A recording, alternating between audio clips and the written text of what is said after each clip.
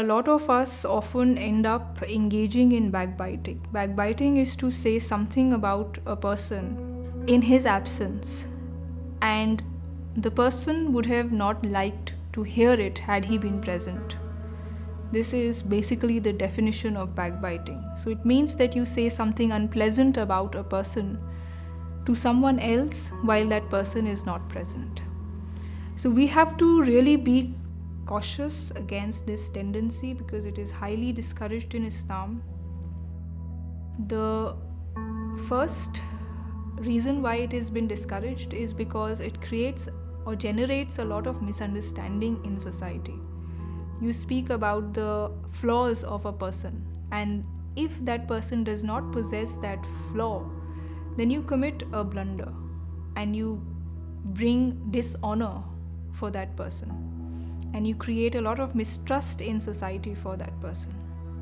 So you see the great social harm that you cause. What you do, or the act of backbiting that you do, leads to social anarchy. It destroys the atmosphere of trust and goodwill in society. So we have to really refrain from it. And besides having a social consequence, I believe it also has a very personal consequence for the individual who engages in backbiting. Because when you engage in backbiting, when you go about declaring the faults of others, you disclose people's weaknesses and their mistakes and follies, then you develop a certain kind of character in yourself, and that character is a character of superiority.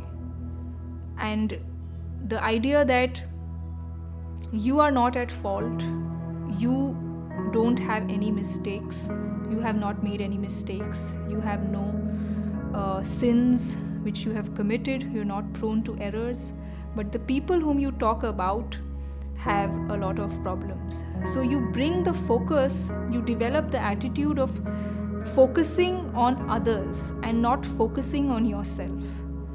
Your mind becomes centered on people around you. Develop an external vision. You don't develop a vision that goes inside, that tries to reform yourself from within. So we all have to develop an internal vision. That is the greatest attribute that a believer has. So the Prophet, peace be upon him, once has said that before mentioning the faults of others, look for your own faults. This is the way you reform yourself, and you will be answerable for yourself on the day of judgment. You won't be answerable for another person. In this world, you go busy speaking about other people, revealing their faults and mistakes. But on the day of judgment, God Almighty will not have anything to do with these acts of yours. He will not ask you about so and so and Mr. XYZ. He will ask you about yourself. He will ask you, what did you do with yourself? Did you improve yourself? Did you overcome your faults and mistakes?